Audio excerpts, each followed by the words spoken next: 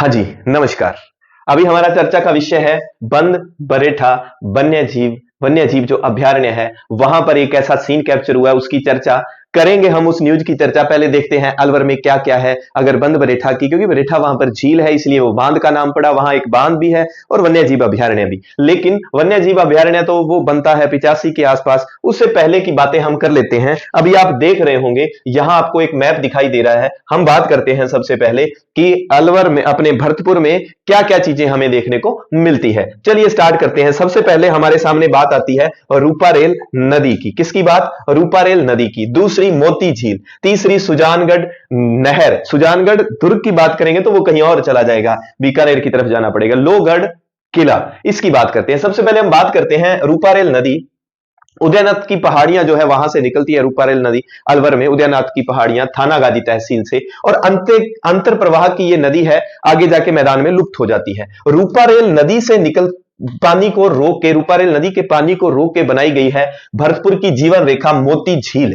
और मोती झील का पानी आता है लोहगढ़ की खाई में। तो यह प्रश्न भी कई बार पूछा गया। तो ये एक चैनल इस तरह से चलता है, रूपारेल से मोती झील में, मोती झील भरतपुर की जीवन रेखा, और उस जीवन रेखा से पानी आता है लोहगढ़ दुर्ग की खाई में। लोहगढ़ दुर्ग जो कि अभेद्य दुर्ग है, जिसका निर्माण 1733 ईस्वी में महाराजा सूरजमल के द्वारा करवाया गया था। हालांकि 1708 में इसको कच्ची गढ़ी के रूप में एक और जाट ने ही स्थापित किया था। फिर महाराजा सूरजमल इसको 33 में जीतते हैं, और 1765 के आसपास इस दुर्ग में अष्ट धातु का दरवाजा लगा हुआ है। काफी चर्चा का विषय रहता है जो कि, और वो दरवाजा 1765 में महाराजा जवाहर सिंह कहां से लाए थे?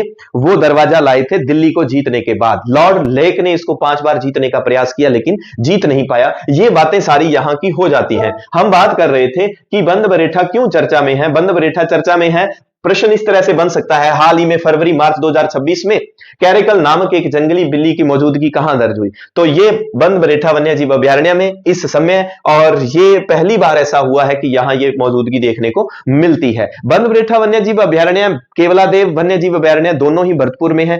केवलादेव अभयारण्य जो है वो एकमात्र ऐसा वन्य जीव अभयारण्य है जो विश्व धरोहर सूची में शामिल, 1985 में इसे शामिल किया गया, और रामसर स्थल के रूप में स्थापित हुआ था 1981 में।